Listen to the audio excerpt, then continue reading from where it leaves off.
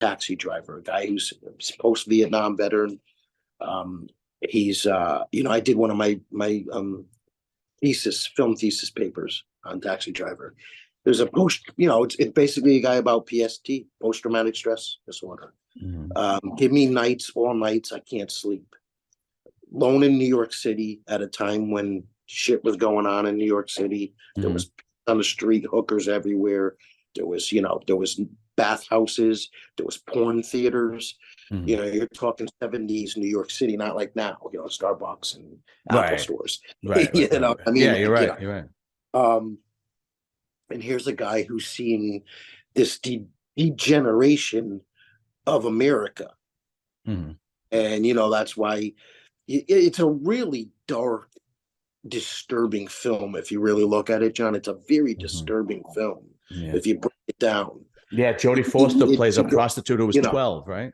Yeah, and he has a savior complex. He's an alienated guy who doesn't do well with women. He's socially awkward. Yes. And he tends to he figures in his mind he could probably get an edge over on a younger girl because her mind's not developed yet.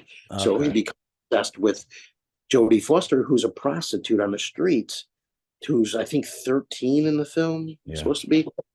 He strikes out with Sybil Shepherd's character, and she's a political worker. Right. Strikes out with her. She's a grown woman.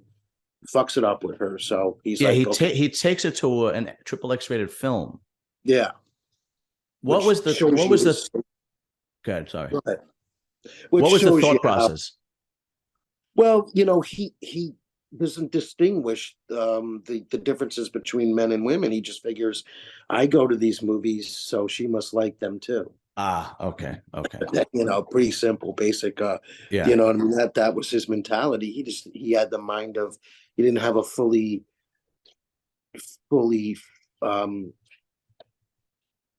normal thinking process of a mind. You know what I mean? Like even when he goes up to, there's a scene in the movie that I still get chills today when I watch it, where he goes up to, they're all parked at a diner, and Peter Boyle plays Wizard. That's right. And he goes up to, and he always kind of confides in Wizard, because Wizard's kind of the old wisdom guy. He's been around for a while.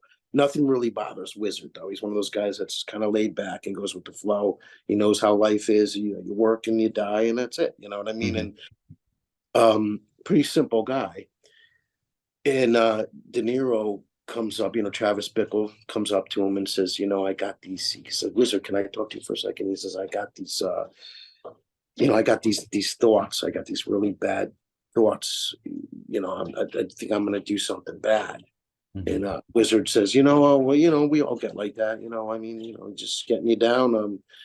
I don't know. I can't remember verbatim, but something to the effect of, you just, a man becomes his job. You take a job, like me, I could own a taxi service if I wanted, but I don't want to do that. I just want to work, you know what I mean? And go home. A man, he works and he goes home, he's just take it easy. Don't get so, he kind of brushes it off. And that's a pinnacle scene that nobody, like this guy's a walking time bomb. Right. And nobody's noticing it.